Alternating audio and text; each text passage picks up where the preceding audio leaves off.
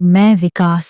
मैंने कुछ दिनों पहले आपको अपने जीवन की एक 25 साल पुरानी घटना सुनाई थी कि किस तरह से अपनी नौकरी के दौरान आज से 25 साल पहले एक घने जंगल में मेरा और मेरे दोस्तों का पिशाचिनी से सामना हुआ था। मैं और मेरे 3 दोस्त विक्रांत, अरविंद और गिरीश, हम चारों फॉरेस्ट रेंजर थे और जंगल की चेकिंग के दौरान एक पिशाचिनी के चंगुल में फंस गए थे। बहुत मुश्किल से जिंदा उस जंगल से बाहर आए थे हम। 25 साल बीत चुके हैं उस घटना को, लेकिन अभी भी बहुत सी बातें मेरे दिलो दिमाग पर हावी हैं जो मैं आज आप लोगों को बताना चाहता हूँ। आपने यहाँ तक जाना कि हम उस पिशाचिनी के चंगुल से बचकर निकल चुके थे, लेकिन उसके आगे भी बहुत कुछ हुआ था जो आप नहीं जानते। तो चलिए आपको बताता हूँ क्या हुआ था हमारे साथ। मैं अस्पताल में धीरे धीरे ठीक हो रहा था। मेरे जख्म भर रहे थे। मेरे दोस्त मुझे अस्पताल में देखने आते थे, लेकिन सबके मन में एक डर बैठ चुका था, एक खौफ बैठ चुका था। हम चारों हट्टे कट्टे नौजवान थे, लेकिन अब हम एक आहट से डर जाते थे, जो कि स्वाभाविक था, क्योंकि जिस चीज की कभी हमने कल्पना नहीं की थी उससे हमारा आमना सामना हो चुका था। हमें पता चल चुका था कि प्रेत, आत्मा और पिशाचिनी जैसी बातें सिर्फ कल्पना नहीं होती, यह सच में इस दुनिया में होती है। खैर, अब मैं घर आ चुका था और मेरी तबीयत की वजह से मुझे लंबी छुट्टी मिल चुकी थी, लेकिन गिरीश, अरविंद और विक्रांत को वापस से नौकरी पर जाना था, पर उनकी हिम्मत नहीं हो रही थी। हम सब ने अपने घर वालों को अपने साथ हुई घटना के बारे में बता दिया था और हमारे घर वालों को हमारी बातों पर यकीन भी था।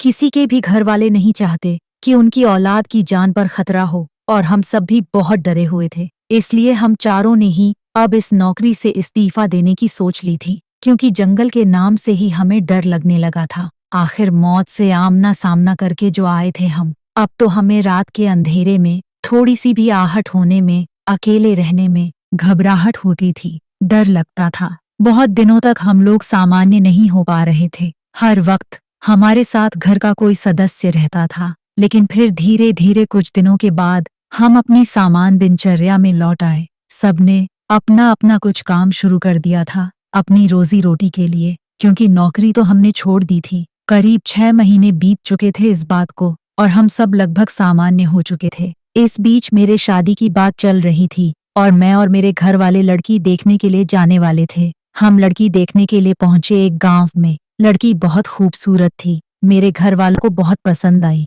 मुझे भी बहुत पसंद थी। हमारी शादी फाइनल हो गई और 1 महीने बाद शादी की डेट निकली। हमने लड़की के घर पर एक दूसरे को अंगूठी पहनाकर एक छोटी सी रस्म भी पूरी कर दी। 1 महीने बाद मैं बारात लेकर अपनी दुल्हन रज्जो को ब्याह कर ले आता। हम चारों ने नौकरी जरूर छोड़ दी थी, लेकिन हम अभी भी एक दूसरे के संपर्क में थे और एक दूसरे से मिलना जुलना होता रहता था। मेरे तीनों दोस्त अरविंद, गिरीश और विक्रांत मेरी शादी में बहुत धूम मचाने की सोच रहे थे और बहुत तैयारी कर रहे थे। धीरे धीरे शादी का दिन में नजदीक आ चुका था और मेरी बारात निकल चुकी थी। विक्रांत ने बहुत शराब पी रखी थी और उसने बहुत डांस भी किया था मेरी बारात में। जल्दी ही मेरी और रज्जो की शादी हो गई और रज्जो को विदा कराकर मैं अपने घर की तरफ चल पड़ा। मेरी गाड़ी के पीछे ही बारात में गई बस भी आ रही थी, लेकिन विक्रांत ने जरूरत से ज्यादा पी रखी थी, उसे उल्टियां आ रही थीं, इसलिए उसने बस रुकवाई थी और उल्टी करने बाहर उतरा था। चारों ओर घना जंगल था। काफी देर तक जब विक्रांत किसी को नजर नहीं आया तो और लोग बस से उतरने लगे, लेकिन सब लोग चिल्लाने लगे। थोड़ी दूर पर विक्रांत की लाश पड़ी थी सड़क के किनारे। अचानक यह सब कुछ कैसे हुआ था, किसी को कुछ समझ में नहीं आ रहा था। मेरी गाड़ी थोड़ी आगे निकल चुकी थी, सवेरा भी लगभग हो चुका था। गांव के लोग अपने अपने काम पर जाने के लिए निकल रहे थे कि मेरी गाड़ी को ओवरटेक करती हुई एक बाइक आई और उन लोगों ने बोला, पीछे आपकी बारात की बस आ रही थी, उसमें से एक आदमी मर गया है, बस वही रुकी हुई है। सुनकर मैं घबरा गया, मुझे समझ में नहीं आया मैं क्या करूं। मैंने गाड़ी पीछे करवाई और रज्जो को गाड़ी में छोड़कर मैं उतरा। विक्रांत को उस हालत में देखकर मेरी चीख निकल गई। विक्रांत के गर्दन पर ठीक वैसा ही निशाना था जैसा उस दिन जंगलों में मेरे गर्दन पर था। मतलब विक्रांत का पिशाचिनी से सामना हुआ था। पिशाचिनी जंगल के बाहर आ चुकी है। सब लोग सोच रहे थे विक्रांत को किसी जंगली जानवर ने काट लिया है, जिससे विक्रांत की मौत हो गई है, लेकिन मैं, अरविंद और गिरीश समझ रहे थे कि विक्रांत की मौत कैसे हुई है, लेकिन हम किसी को क्या बताते और कौन हमारी बातों का यकीन करता। बहुत बड़ा सदमा था यह हमारे लिए। खैर, जैसे तैसे हम घर आए विक्रांत की अंतिम क्रिया करवा दी गई, पर हम सब बहुत डर गए थे और अब तो मेरी शादी भी हो चुकी थी। मेरे ऊपर रज्जो की जिम्मेदारी थी। विक्रांत की जो हालत हुई थी, अरविंद और गिरीश भी बहुत डर गए थे और उन्हें लग रहा था अब अगली बारी उनकी है। उन्होंने सोच लिया था कि वह अब शादी कभी नहीं करेंगे, वरना उनके साथ कभी भी कुछ भी हो सकता है। क्यों एक लड़की की जिंदगी बर्बाद करनी? लेकिन मेरा क्या होता? मेरी तो शादी हो चुकी थी। रज्जो मेरे सामने खड़ी थी और मुझे बहुत डर लग रहा था। रज्जो मुझसे बार बार पूछती रही कि मैं इतना घबरा क्यों रहा हूँ, ऐसा क्या हो गया है। विक्रांत ने शराब पी थी और जंगलों के बीच में उतर गया था, इसलिए जंगली जानवर का शिकार बन गया। इसमें इतना डरने की क्या बात है? मैं रज्जो को कुछ नहीं बता पा रहा था कि मैं क्यों डर रहा हूँ। खैर, दिन ऐसे ही बीतने लगे। हम तीनों का मिलना अभी भी होता था, पर हम तीनों बहुत सतर्क रहते थे। अकेले घर से कम बाहर निकलते थे, सुनसान इलाकों में कम जाते थे। एक दिन मैं और रज्जो अरविंद के घर गए थे। उसके बहन की शादी थी। हम अंधेरा होने से पहले वापस आना चाहते थे, लेकिन अरविंद ने हमें रोक लिया था और बोला था अगले दिन चले जाना। गिरीश भी रुक गया था। सुबह 4 बजे का वक्त था। अरविंद की बहन विदा हो रही थी। अरविंद भी बहन को विदा करवा रहा था। उसके भी आंखों में आंसू थे। विदाई के बाद सब लोग घर के अंदर आ रहे थे, लेकिन एकाएक अरविंद किसी को नहीं दिखा। मेरा और गिरीश का ध्यान गया कि अरविंद कहाँ है और हम तेजी से बाहर निकले। अरविंद न घर के अंदर था न घर के बाहर। सब घबरा गए। हमने आसपास देखा तो अरविंद के घर के पीछे अरविंद की लाश मिली और अरविंद के गर्दन पर भी वही निशान थे। हम सब बुरी तरह से डर गए। अब तो हमें पक्का यकीन हो गया था कि वह पिशाचिनी वापस आ चुकी है और वह हम सबको मार डालेगी। मेरी तो हालत खराब हो चुकी थी। रज्जो भी हैरान थी कि यह कौन सा जानवर आ गया है जो इस तरह से लोगों को मार रहा है। मेरे 2 दोस्त मर चुके थे उस पिशाचिनी की वजह से। अब गिरीश और मैं ही बचे थे। मुझे रज्जो और अपने माँ बाप को लेकर बहुत डर लग रहा था कि अगर मुझे कुछ हो गया तो इनका क्या होगा। माँ बाप को तो चलो, उनका दूसरा बेटा संभाल लेगा, पर रज्जो का क्या होगा। बहुत घबरा गया था मैं। और अरविंद और विक्रांत की मौत से गिरीश का तो मानसिक संतुलन खराब होने लगा था। वह बहकी बहकी सी बातें करने लगा था। उसके दिमाग पर पिशाचिनी हावी हो गई थी। वह एकाएक चिल्लाने लगता था। उसकी हालत देखकर बहुत दुख होता था। कितनी अच्छी जिंदगी थी हम चारों दोस्तों की। पता नहीं किस मनहूस घड़ी में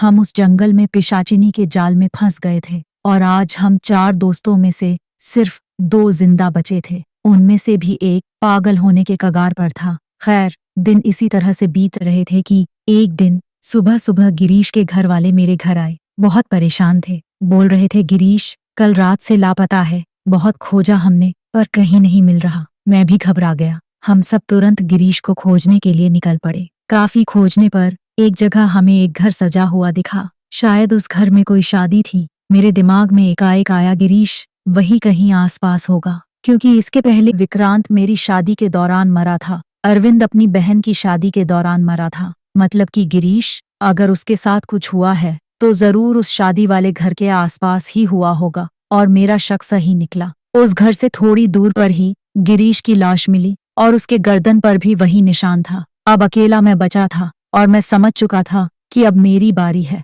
और यह भी बात भी मेरी समझ में आ चुकी थी कि वह पिशाचिनी शादी के दौरान ही हमें अपना शिकार बना रही है। शायद शादी की सजावट और बैंड की आवाज में उसे हमारा खून पीने का मजा आ रहा है। कुछ तो बात है। मैं बहुत डर गया था और अब मैं अपनी मौत का इंतजार कर रहा था। मेरी आंखों में आंसू थे। मैं चुपचाप अपने घर लौट आया, हताश निराश पूरी तरह से हारा हुआ। रज्जो मेरे पास आई, बोली क्या हुआ। मैंने उसे बताया कि गिरीश नहीं रहा। रज्जो हैरानी से बोल रही थी, ऐसे कैसे हो सकता है? ऐसा कौन सा जानवर आ गया है जो सबको इतनी बुरी तरह से मार रहा है? मैंने रज्जो से बोला, वह कोई जानवर नहीं है, वह पिशाचिनी है और हमारा उससे आमना सामना हो चुका है। वही सबका खून पीकर उन्हें खत्म कर रही है। मैंने रज्जो को सारी बात बता दी। सुनकर रज्जो हैरान हो गई और बोली, मुझे तो यकीन नहीं हो रहा कि ऐसा कुछ हो सकता है। खैर, तुम अपना ख्याल रखो और उस पिशाचिनी से बचकर रहना, कहीं उसका अगला शिकार तुम ना हो जाओ।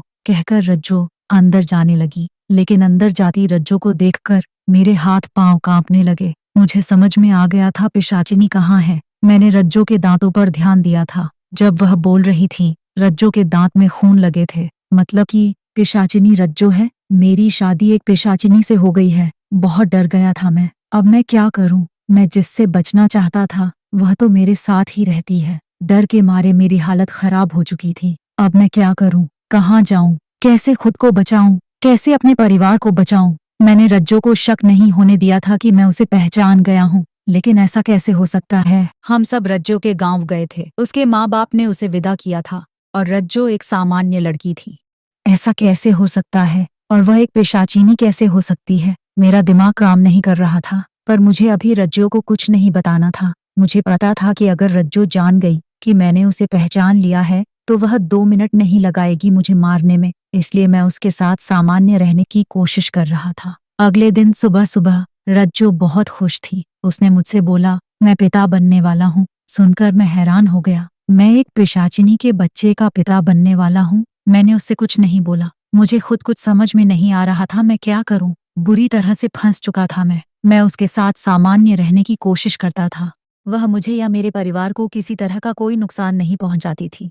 लेकिन एक दिन फिर गांव में किसी की शादी थी और उस दिन भी एक मृत व्यक्ति मिला। उसके गर्दन पर भी वही निशान थे। मैंने गौर करके रज्जो का मुंह देखा। उसके दांतों में आज भी खून लगा था। मतलब मेरा शक सही था। रज्जो इंसान नहीं थी, रज्जो पिशाचिनी थी और अब वह पिशाचिनी गर्भवती थी। हे भगवान, यह मुझे किस मुसीबत में डाल दिया था? पिशाचिनी की गर्भ से क्या पैदा होगा, मुझे खुद को समझ में नहीं आ रहा था। लेकिन रज्जो ने आज तक मुझे या मेरे घर वालों को कोई नुकसान नहीं पहुंचाया था। मुझे समझ में आ चुका था कि वह हमारी आड़ लेकर अपने खून की प्यास बुझा रही है। वह आराम से मेरी पत्नी बनकर मेरे घर में रहती है। कोई उसे यहाँ से नहीं भगाएगा। कोई तांत्रिक क्रिया करके उसे बांध नहीं सकता। यह उसके लिए सबसे सुरक्षित जगह थी और यहाँ से वह अपनी सारी इच्छाएं पूरी करती थी। लेकिन इस तरह से निर्दोषों की जान जा रही थी और मैं कुछ नहीं कर पा रहा था। मुझे पता था अगर मैं किसी तांत्रिक को लेकर आऊंगा या रज्जो के खिलाफ कोई भी कदम उठाऊंगा तो वह मुझे भी जिंदा नहीं छोड़ेगी। मुझे जो कुछ भी करना था बहुत गुप्त तरीके से करना था। मैंने अब हिम्मत करके रज्जो से छुटकारा पाने का उपाय खोजना शुरू कर दिया था। मैं छुप छुप कर तांत्रिक क्रिया से संबंधित किताबें पढ़ता था। रज्जो की नजर से बचकर अपनी दुकान में किताबें भी मैं दुकान में ही रखता था। उसे शक नहीं होने देता था कि मैं पिशाचिनियों के बारे में अध्ययन कर रहा हूँ, उनसे छुटकारा पाने की तरकीब में खोज रहा हूँ। क्या मैंने रज्जो से छुटकारा पा लिया था या मैं अभी तक रज्जो के जाल में फंसा हूँ? 25 साल गुजर चुके हैं इस बात को। जानना चाहते हैं आप तो कमेंट कीजिएगा। मैं आपको अपने आगे की कहानी भी जरूर सुनाऊंगा कि क्या हुआ था मेरे साथ और क्या हो रहा है पिछले 25 सालों से मेरे साथ। कैसे मैं जिंदा हूँ पिछले 25 सालों से, या फिर मैंने उस पिशाचिनी का अंत कर दिया। और अगर कहानी पसंद आई हो तो कड़वा सत्य को लाइक, फॉलो और सब्सक्राइब करना मत भूलिएगा।